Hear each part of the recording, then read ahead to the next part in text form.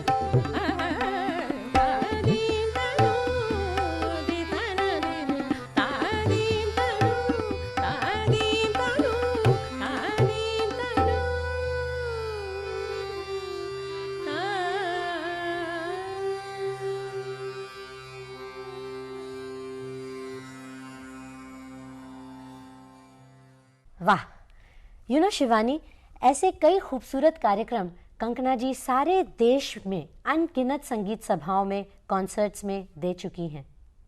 वैसे सच कहूँ तो अपने ही देश का संगीत अपने ही देश में प्रचलित करना बहुत अनकॉमन बात नहीं है, मगर US, UK, Canada, UAE, Bangladesh, इन अलग अलग देशों में हमारे संगीत को प्रचलित करके कंकना जी ने अपने गुरुओं का नाम सारी दुनिया में मशहूर किया है।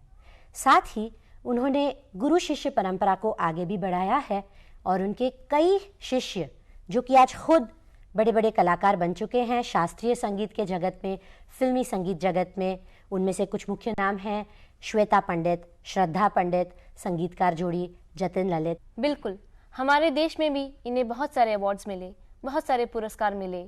स्वर कोकिला, सुरमणि, स्वर शिरोमणि, कला सरस्वती, आंध्र रत्न, जो स्वयं इन्हें मदर टेरेसा ने अपने हाथों से दिया। कंगना जी, पहले और अब में आपको क्या फर्क लगता है संगीत में? पहले जब बच्चे हम लोग जब सीखते थे हमारे में, तब हम सोचते थे यही गाना है, और जो खां साहब सिखाते थे 1 साल एक ही राग गाते थे, इमन और सुबह भैरव, वो ही करते रहते थे। हम सोचते थे यही गाना होगा। लेकिन आजकल के जो यूथ है वो तो सोचते हैं अभी हम एक दिन में प्लेबैक सिंगर बन जाए, अभी हम प्रोग्राम करना शुरू कर दे, तो लेकिन उतना मेहनत नहीं करना चाहते हैं, जल्दी जल्दी नाम चाहते हैं। कंकना जी, हम आपसे कुछ आपकी अविस्मरणीय घटनाएं शेयर करना चाहेंगे जो आप हमारे दर्शकों को बताएं। हाँ, एक दफ़े गुलबर्गा में एक प्रोग्राम था, तो मैं वहाँ गई थी, तो बहुत गर्मी थी, तो मैंने कहा जी इतनी गर्मी है तो फिर मैं मियाँ की मल्हार गा रही हूँ ताकि बारिश आ जाए। तो फिर वहाँ के जो ऑर्गेनाइज़र थे वो बोले अरे मैडम बाद में बड़ी बड़ी बातें करिए, लेकिन हम बोले नहीं, बड़ी बातें मैं नहीं कर रही हूँ, मुझे जो महसूस हो रहा मेरा क्लासिकल संगीत में, तो मैं गा रही हूँ।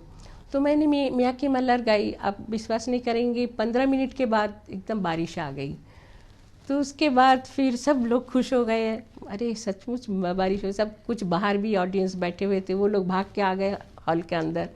फिर मैं गुलबर्गा से जब जा रही थी तो अन्ना महाराज जी का दरवाज़ा खुला था, तो सब ने अरे अरे आज तो दरवाज़ा खुला है, आप आइए आइए कंकना जी, इनका दर्शन हो जाएगा, कमिश्नर साहब ने कहा।